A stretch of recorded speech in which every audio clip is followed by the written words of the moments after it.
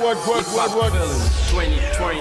2020, you already know, man. Hey, hip hop, feeling, hip hop, feeling. This is the best pro case in the city where you can find real hip hop. Yo, hip hop, feeling, hip hop. Yo, this is the best pro case in the city where you can find the real hip hop. Dëgg la gars yi tàcc leen seen bopp gars yi hip hop feeling, you already know.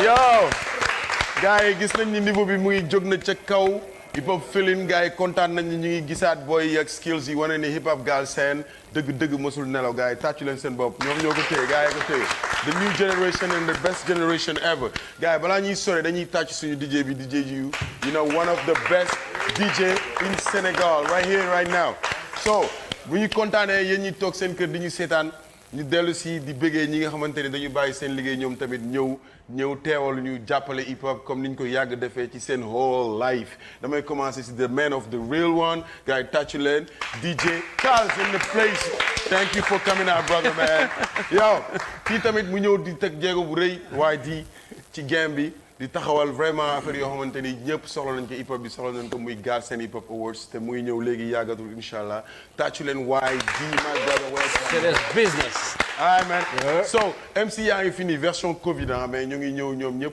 toog di teewal bëriwuñu mais bu ñu demee ci quart de finale ñu génn ko ci biti baadal yi ñëw gars yi ku nekk andi sa gàngoor ñu affaire bi ñëw na gën a nekk real battle so gars yi tàccu leen seen bopp yéen a yëngi ci level bi thank you mais du ñu yàgg fenn li ñuy ñëw def léegi mooy dañuy ñëw for the next battle tey dañ leen di jox 3 battle après li ciy desaat benn lay deex comme ça ñu jeexal ci compétition bi dem si quart de finale bi ok so léegi dama bëgg ngeen tàccul ma sama ndaanaan yi war a ñëw fii léegi ngeen tàccul ma d'abord Sorry l'officer right in the ring yo gars tàccul ma non nañ ca faay yo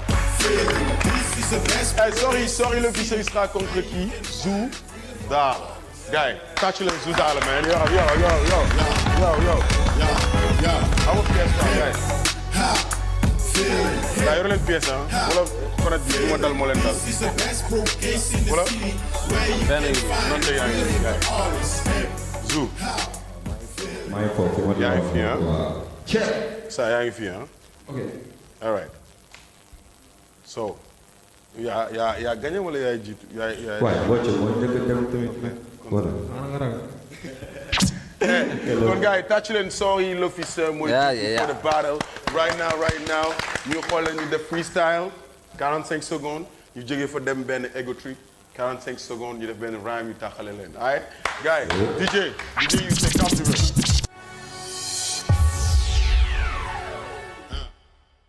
for Sorry l'officer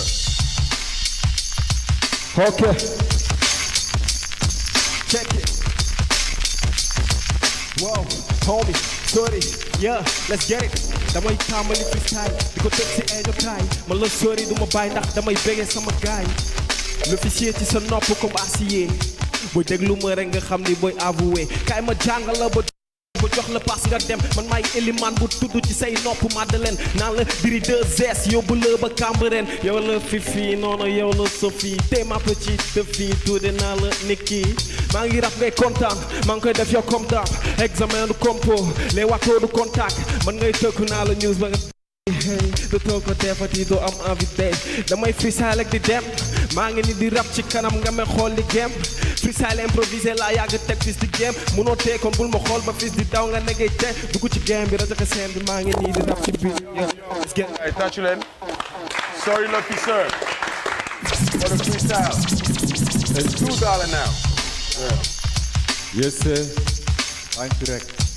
ese dama la dàq rap lu flow gën la tàng ci beat dàq la rap ëpp la flow gën la tàng ci it ndànk rek ma këdd la ak samay Jordan dalal jaamu dem bu sëbër naan ko doo daan benn laa koy teg accéléré da nga paan ndànk rek da nga ma gis freiné di doo daan benn laa koy teg sa MC ñoo ko dàkk rap MC du jéngu suñu kanam bon laa yor man di ko rap ndànk ci say dàll ba sa karaw ma koy teg di dem lakk bi pour mu ne fa mu am araw ndànk laa koy teg di tëral booy maa la dàkk rap MC du jéngu suñu kanam ma kiyel man maa la dàkk rap booy fara jox ma booy waaye ma jàpp këlam tigo man dama orange ndànk te booy dañoo tigo ba benn man ak yow du mën a bokk niveau ndànk laa lay def yow danga fresh tey laa lay màcc rico maa ngi rap si biir yëpp mboo ñum si biir booy benn laa koy def la booy dama la tàng dama la dàkk rap yo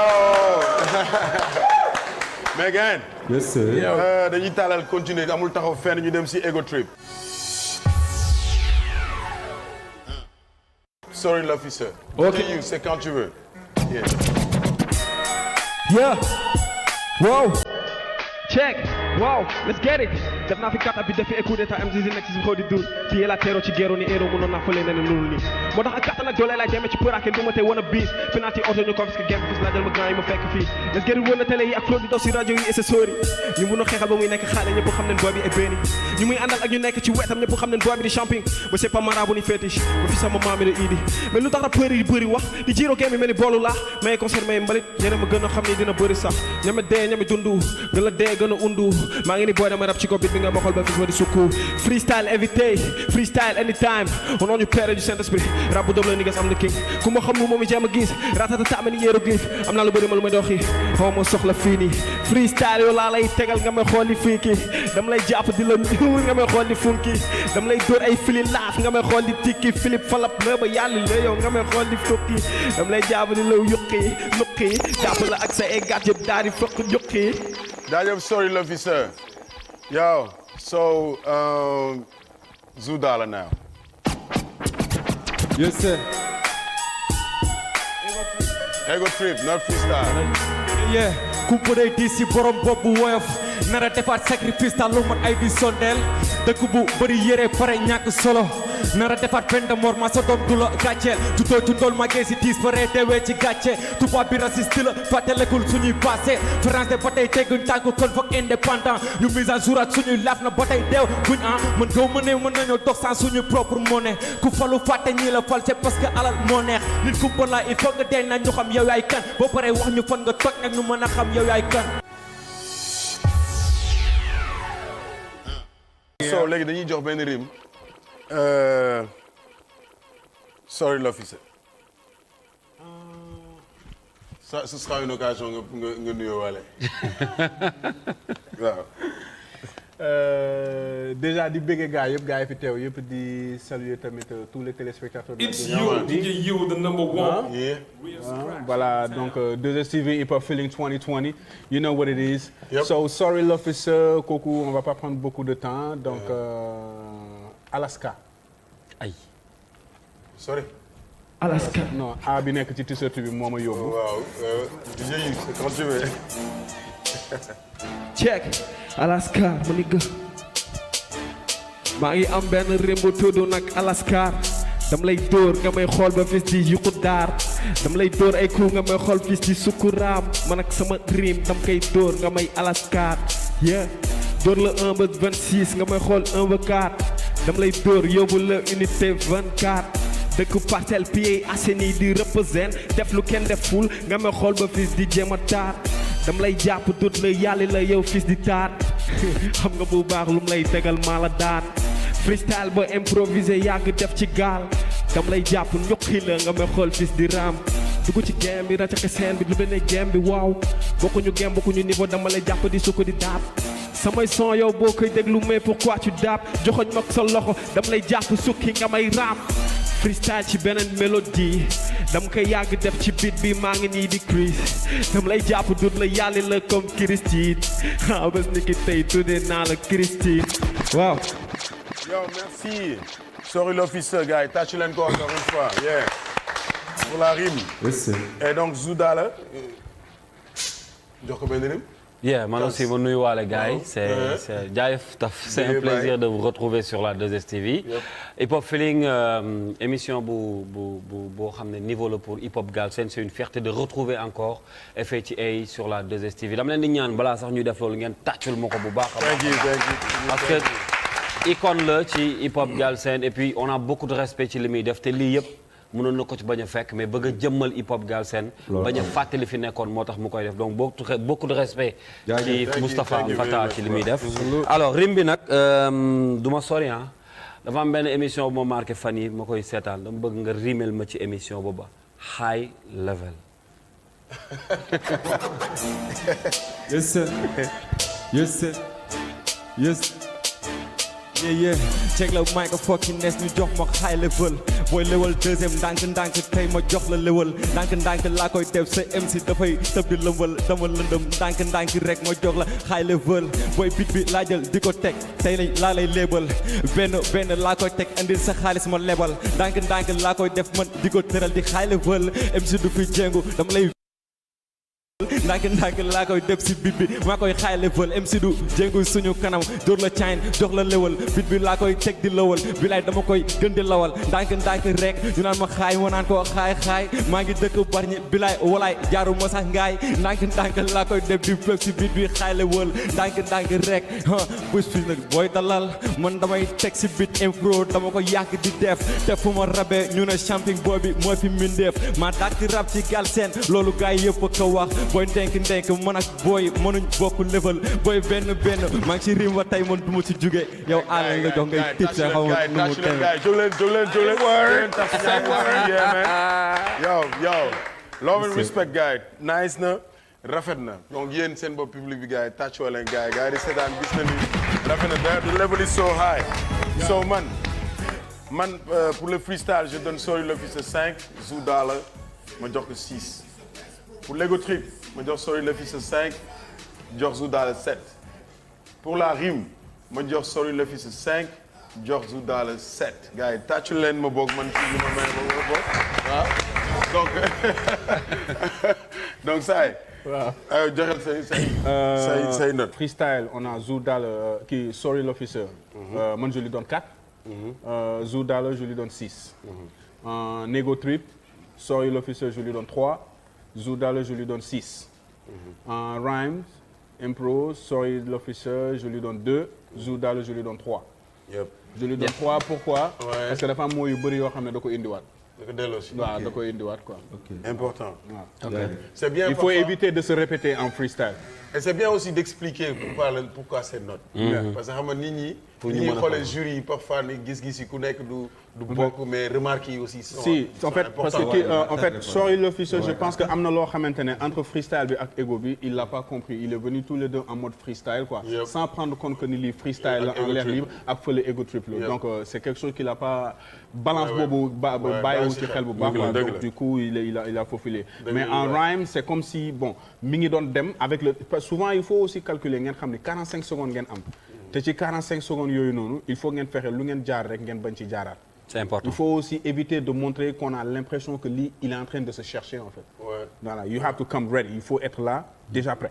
ci biir yes. Une fois qu'on vous donne le mot balaa ngeen di naan ok dem rek. soyez prêt. parce que loolu mooy liggéey bi anyway moo tax ñuy wax freestyle dëgg-dëgg. ok man pour Sorry l'officiel freestyle il a 4. Zou il a 6. Ego Trip bi Sorry il a 2.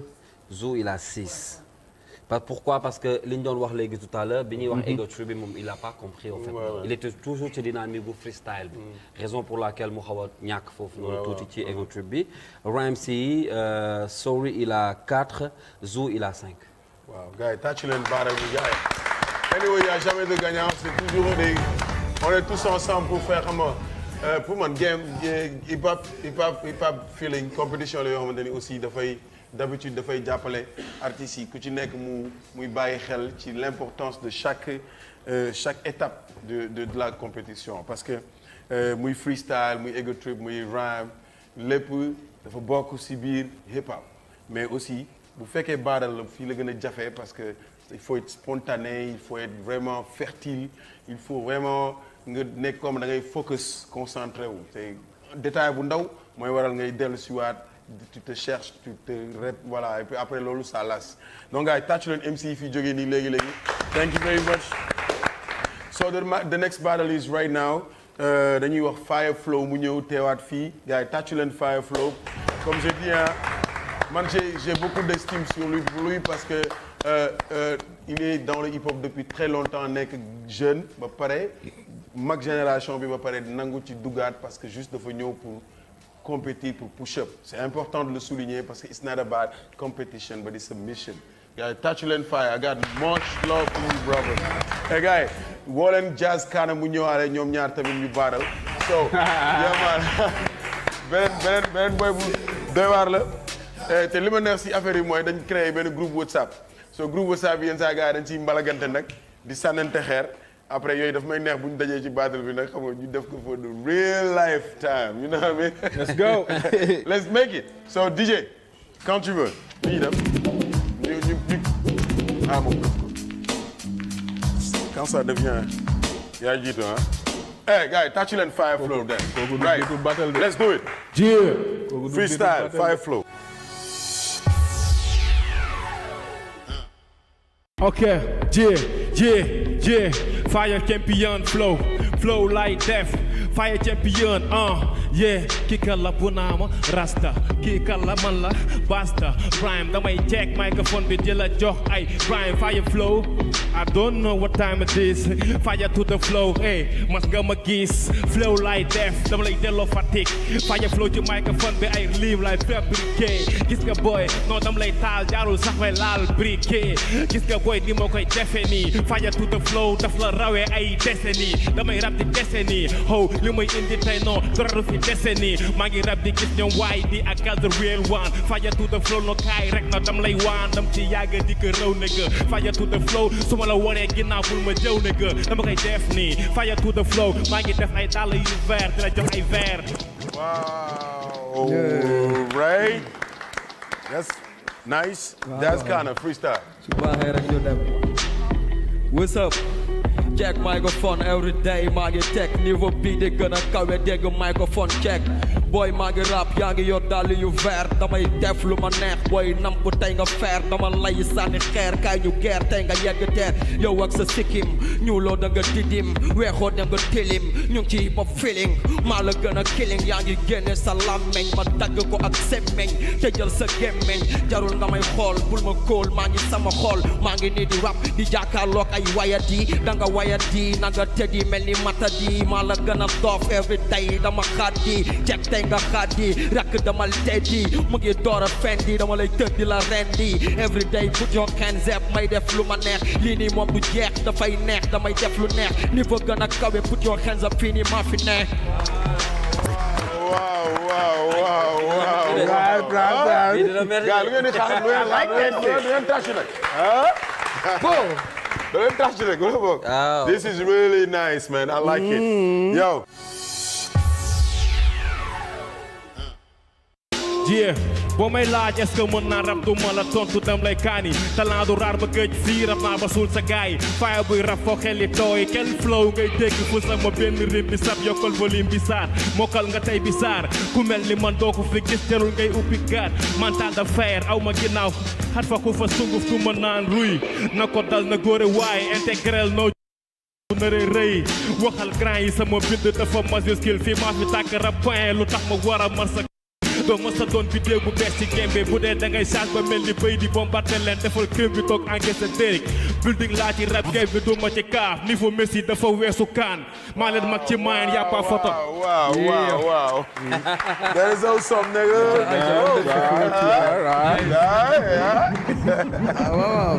Yo, ego trip pour Jazz Kana Mbaye. waaw ñu def ci tuuti fula rek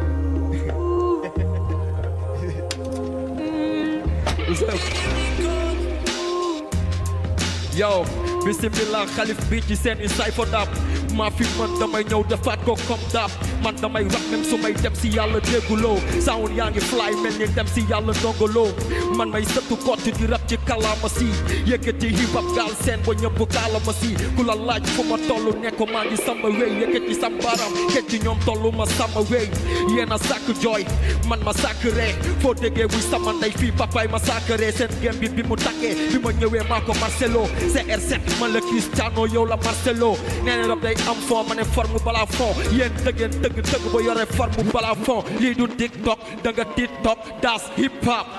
Yo, guy, touch the guy, man. It's really nice. It's the level is high, right? Yo. danañ dem ci benn rhyme quoi so man. Definitely up the ball. saa joxal sama gan nga joxal benn rhyme pour Fire Flow waaw. Fire Flow. Flow. Ça va? Yeah. Non, il faut que you know. waaw ñu dem ci Domoda. Yeah. Ok. Yeah. Ok. Pour commencer. dama immortel man du ma taa. xam nga ne góor yàlla dafa bañ dooma taa. Fire Flow ci microphone non du ma laal daa. damay check microphone bi woo ma baa.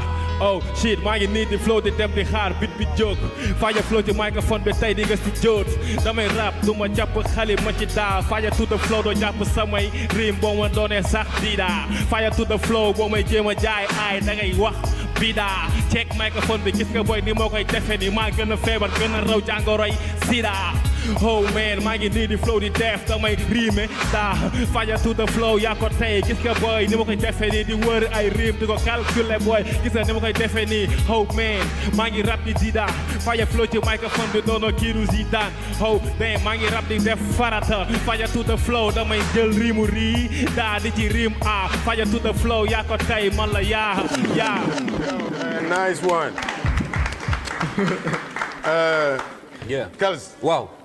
Pour Jazz. joxal Jazz kaana benn rhyme. Jazz benn rhyme su pas compliqué. Covid. Comme Covid-19 mais Covid rek. waaw. salaamaaleykum ñu ngi Covid bu ma leen di jàpp xam ne da nga vide may sa sëriñ booy may sa guide yaa nega check microphone di xaar bit bi di jóg di def lu ñu neex waaw ci biir yiyam what's up xaar bit bi mu jóg bit baa ngi daw ñu jox ma nii Covid jàkk laa la def xam ne rakk da nga tiit maa fi dàqa rap every day may sa guide bu ne yaa ma dàqa rap woon na yàlla du la jékk yaa ngi xool fee xam naa ne da nga tiit maa la ëpp fit boy maa la gën a saddik dama lay jox dangar maa mi mel ni jiit maa ngi sa kanam yaa ngi sama ginnaaw boy may sa jiit damay def lu ma neex every day di ko defaat niveau bii di gën a kawe every day yaa ngi tiit niveau baa ngi gën a kawe rakk da nga sikk damay def lu ma neex every day di ko dund check microphone waaye di kenn xam naa Covid da nga vide ci séeréer moom la ñuy wax Covid hands up dama koy defaat every day laa lay teg rakk may sa jiit ay tâche leen encore une fois ñaari MC man rafet na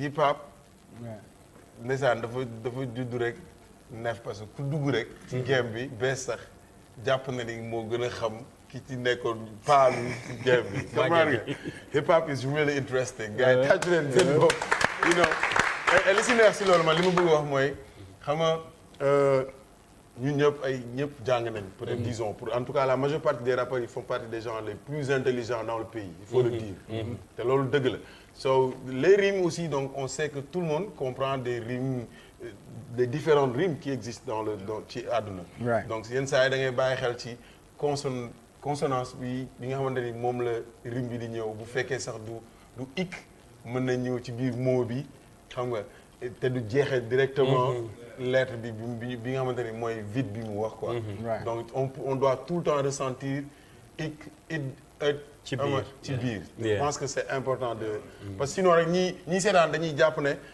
kii nekkul di def rime quoi tu vois donc soo man dama lay Ego Trip 7 Jazz Kana 7 Fire Flow rhyme 6 Jazz Kana 6 so dama na exéco si lépp quoi ñoom si man Wadi. Go ahead.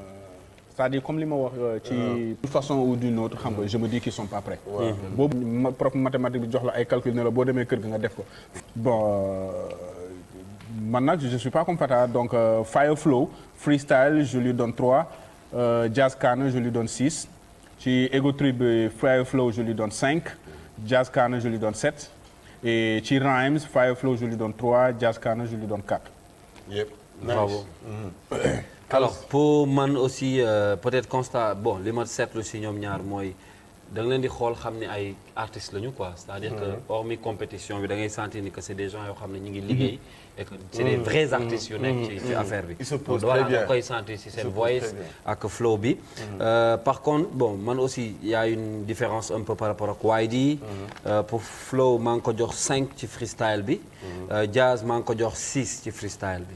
donc ego bi tamit dañu xaw a execo ñoom ñaar 6 laa jox ku nekk. que ça soit muy flow ak jazz ku nekk 6 la am. ci rhyme si aussi ce que waay dit tout à l'heure j'ai ressenti quelque part ci kenn ki ne dafay répéter des mots plusieurs fois. donc moo tax ma jox flow 6. jox jazz 4 ci freestyle. ci rhyme si. gars yi tàccu leen ñaari MC yi donc rafet na gars yi kontaan nañu bu baax a baax a baax thank you very much man. voilà damay bëgg waale gars yi toog nii muy doon gars yoo xam ne dama leen respecté parce que yàgg nañ ci game bi comme yow.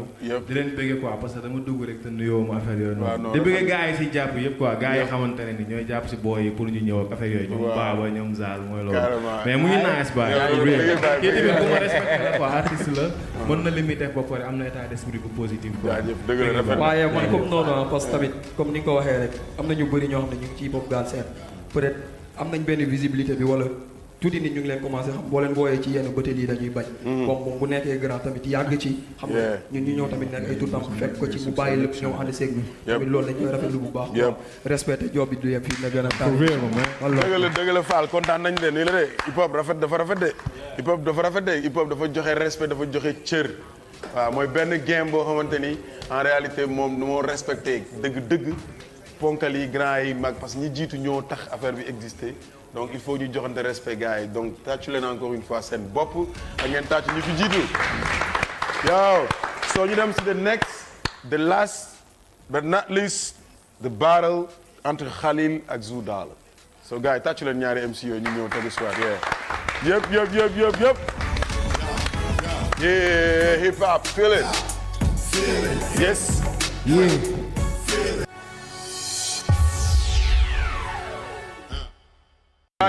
balaa ñuy dem ci freestyle bi baal ma rek damay jël shout-out jox mention spéciale ak sama frère DJ Bokum come over here bro. DJ Bokum day jógee Mbour day ñëw di taxaw di teewal hip hop te yàgg na kontaan nañ bu baax a baax. ah jox ko micro bi il a un mot à dire certainement waa Mbour. ñu ngi kontaan si teewal bi ngay teewal hip hop. on est ensemble frère. kontaan nañ bu baax a baax. on est ensemble. yeah c'est un jeune frère mais yàgg na ci game bi di teewal hip hop Mbour sa émission bi nu mu tudd. KM Time Show. KM Time Show. mais avant tout d'abord di bëggee mon man waa di. aka Service Business. yes l'homme de Galsen hip hop Oz. hey man. mon man Kals l'homme de real one. yeah man. Respect. I see mon man Olibi di bëggee aussi à tous les fidèles de la 2STV. mention spéciale aussi à Fata El Presidente. jaajëf kontaan nañ. macha allah hey bientôt inchallah. inchallah jaajëfatee Khalil. so ñu ngi dem freestyle right now. ak Khalil jaajëf waay. ok ay yow tey damay ñëw xam nga duma maye dara damay mel ni Serigne damay ñëw may la dara doo fa doon sa ndongo di même su ma nekkee faada mu doon bi ci ay ndongo di damay ñëw di teg maa ngi sol ay désiré sa dàll yi dafa tilim est-ce que booy nekk doo siré xam nga rakk da ngay buli damay ñëw jël raam yi def ko bal di ko tulli rakk da ngay sëggaat tey da ngay sëggaat café Touba laa lay def xam nga booy dama lay seggaat da ngay seggaat jarul booy nga may xool Khalil booy moo koy teg de ko def ci sa xool et DJ yu këttal ma bit bi même bu doon jigéen doo dégg damay ñëw di tëbbaat même bu doon lëmbal da ngay ñëw booy du tëbbaat da nga toggaat damay jël rimi du ko toggaat damay def ci cin dama lay jàpp solo ci cin niggas. nice freestyle yo Khalil la Zou Dalla. say word. you react. yes sir. without first. benn laa koy teg te ba tey génn góo ndànk laa lay def naan la ni meew ni doo benn laa koy teg ay 6 di jouer lu doo MC du jéngu sama kanam ndànk laa koy def e fata présidente bul ma joxaat booyi sinon naa fi wekki danteek ambulance na ñëw bu yéexe tuuti ma dem danteek flow bi dafa soxot xajul ambulance yóbbul ko danteek ndànk booy kii mooy waaye di benn laa koy teg boo jàkkaarloo man waaye di maa leen gën a graaw fuuf sama kanam mata di ndànk laa koy def c'est MC gaaw ni karab piit benn ba may rab yo raba go ba may nand si ba go MC jéngu suñu kanam kaay ma naanu meew ni doo bit bi laajal ndànk di ko baarale xoolal bit bi encaissé nga ku ñoom bombardier ndànk laa lay teg ba takkaat chaîne or MC du jéngu ndànk rek booy tey naa takkal maire bi or booy ba may rab waaw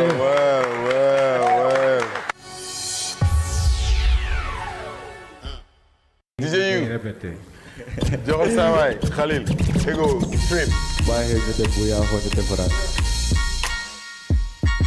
ok yow ñoo dàkka rap si kono bi te musuñ def lu dip boo namee kaaru shit ak kaaru rampi ay jox la sa dose ñooy number one ci site yi skills lyric up yor jabu ali yenn cause ata mën nañ def lu dóob ñi mata di si ënd bi la ngaaka yi di topp boo ñu seetu di ñu gis xool ñu sa biir horoscope 2019 rappeur chinois naan 2020 mande bari yeneen surface make money dollar contrat yi syndicate yéegal niveau rap bi ñoo génnee school syndicate ñi tàmm rangu X la ñuy fësal seeni presse nokku trône buur bi ngeen ñoo di sama suufu kees yéen mande moo fi jeex moo tax ma loge këru fit na fi nga bi la sa gueule bi def PD sa real gangsta buy sama def ko samay it doo ma jege bay ñoo di fit zombie laa doon ci zone de beat never ma pett fil si yoonu jàgg ak pédophile sa rappeur mooy pédophile zéro jàmm te dootul piis nekk si Eurogip dekkil Voltaire ak Jean Baptiste wàcce sa tête de fil teg sa nga te doo ren di nit hey we appreciate it yow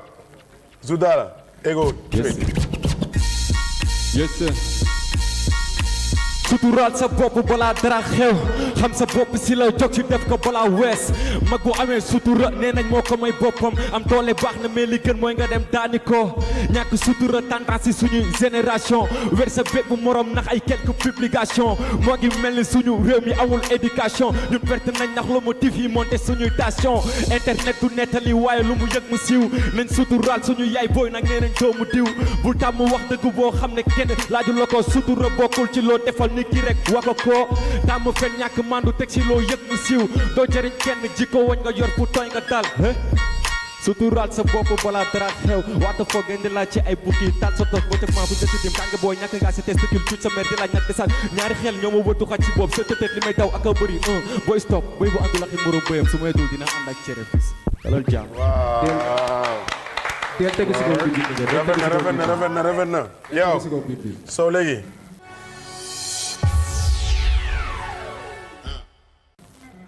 Wadi benn rime pour Khalil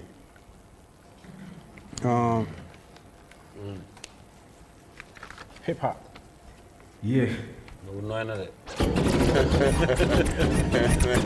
dinañ ci xam dara déedéet nga baax na déet ba mooy hip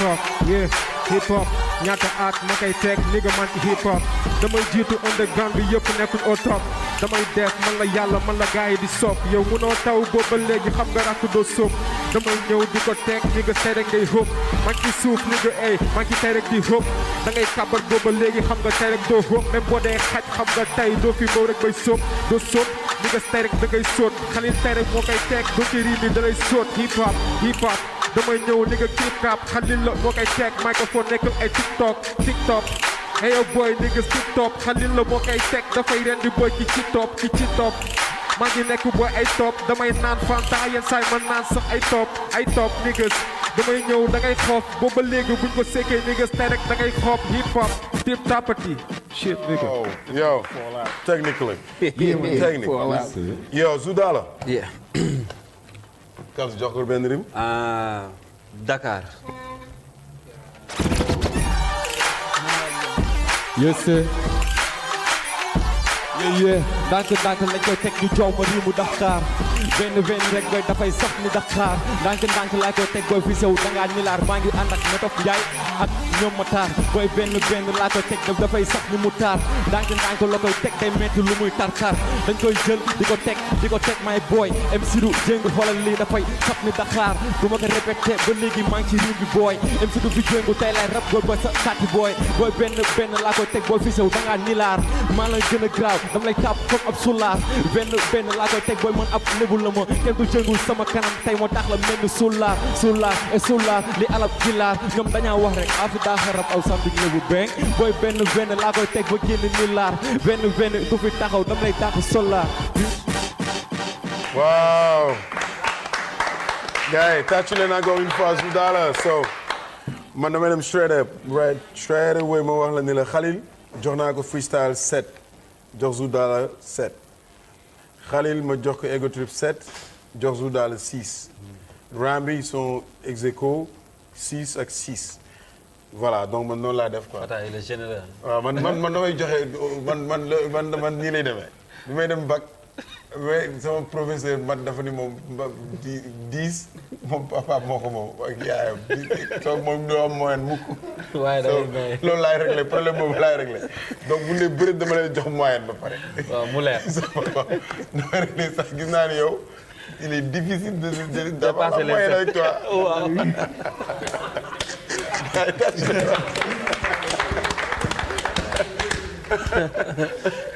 Non, en fait, j'essaie juste d'être objectif parce que on dit hip-hop feeling, te yaakaar naa ni ba nga koy teg xam nga y a des règles. Donc ils vont pas faire tout ce chemin doo xam nga yëgg fëgg façon buntu bu ne.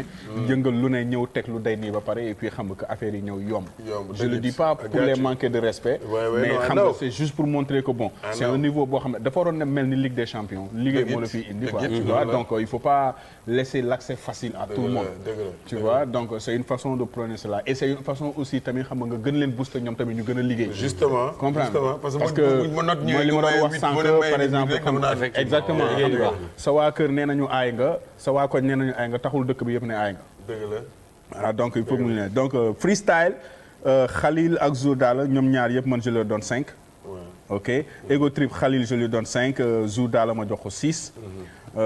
Rhymes xam nga ñoom ñaar yëpp ex aequo je leur donne 4. pourquoi côté Ego Trip encore une fois ça revient c'est comme s'ils n'ont toujours pas compris c'est quoi Ego Trip. Ego Trip mooy fi nga xam ne da ngay tënk sa bopp ngay valoriser.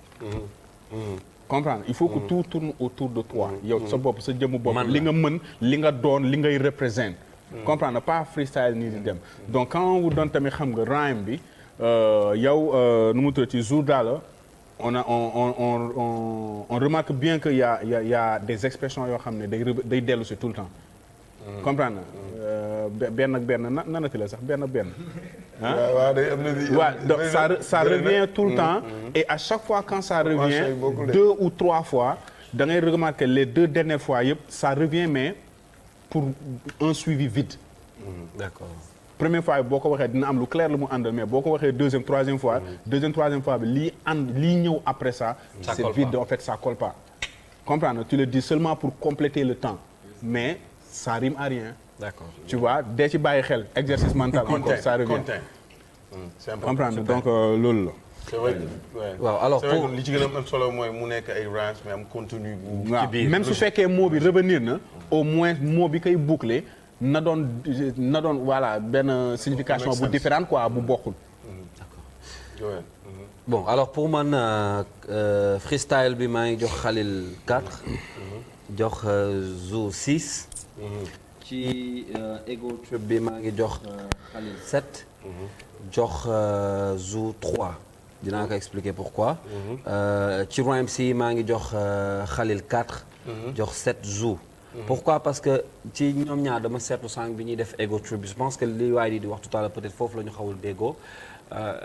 quant à Zou bi muy def léegi Ego Trip bi il parlait plus à l'autre que moom waxul boppam taggul boppam bàkkul boppam quoi donc il parlait plus à l'autre defal nii defal nii da ko doon yedd ah quoi defal nii sa yaay c'était complètement hors sujet c'était hors sujet yaa ngi doon penser que ça da nga koy conseiller quoi tu vois.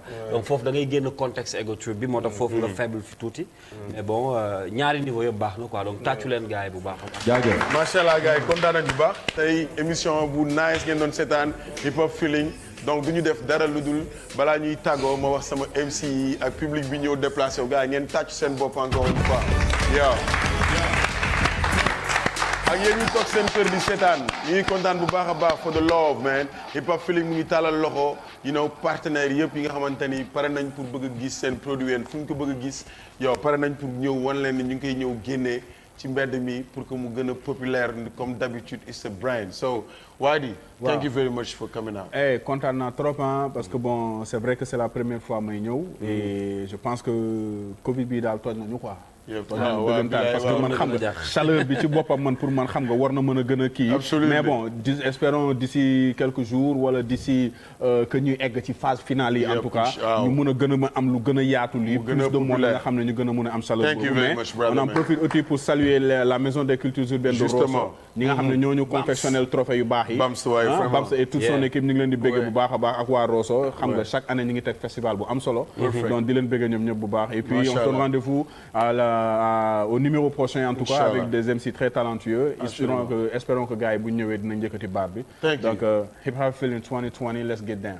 Thank you very much Wadi. Kals waaw nañ bu baax a baax ci woo la démb nga ñëw tey comme waaye di donc noonu la that's how it goes.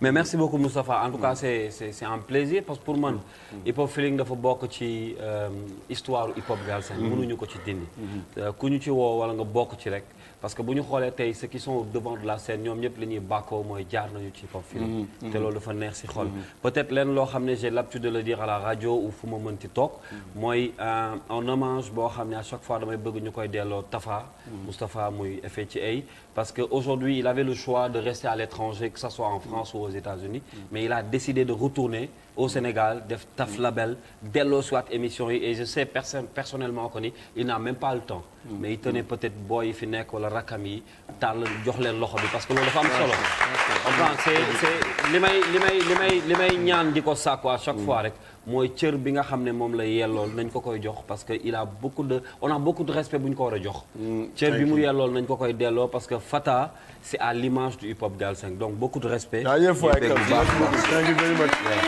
man yow li ñu bëgg la ñuy def donc kontaan nañ bu baax a baax Kals tàcc leen ko encore une fois mooy li ñu bëgg hip hop moom la ñuy yàgg bëgg si la ñuy yàgg di fight si lañ mooy waral moo nekk taxal moo ñu jëmmal tu vois donc kontaan naa Kals joxal ma DJ yu micro bi bu wax DJ yu ban compétition nga gagné woon fii dégguma baax waaw mix up 2019. mix up bi passé 2019. dégg naa gars yi jox lay millions yu bëri nga la seey game bi. mais xam nga boo ko gisee sànq sama xel dafa dem ci DJ Ko. waaw oui non et puis il est très talentueux aussi DJ kontaan nañ bu baax tamit DJ Ko. waaw muy ci dëkk bi gisaguma ko. loolu laa dégg. moo ko res. merci Fata. toujours yow plaisir di job ak yow. merci waaye di moom. waaye moom du ma wax si moom quoi moom sama turandool donc mooy kii rek grand ñu ngi lay ziar bu baax. ziar bu wér. dégg nañ leen bu baax Fata. comme d'habitude Hip Hop Feeling. yes merci DJ yu. kontaan nañ si toogaay bi ngeen toog di seetaan Hip Hop Feeling kontaan nañ encore une fois si ñi nga xamante ni ñëpp ñu ngi support Hip Hop Feeling mu mel ni Zik Sen so no name my brother from another mother thank you for supporting the show thank you gars yi nga xamante ni aussi mooy Bams. ñi kontaan nañ bu baax a baax kontaan nañ aussi te bëgg gars yi nga xamante ni ñu ngi ci game bi et ñu jàpp ne ñooy star hip hop bi soxla nañ leen tamit pour que plateforme yi di gën a am doole pour ñoom aussi donc kontaan nañ we are here for the next episode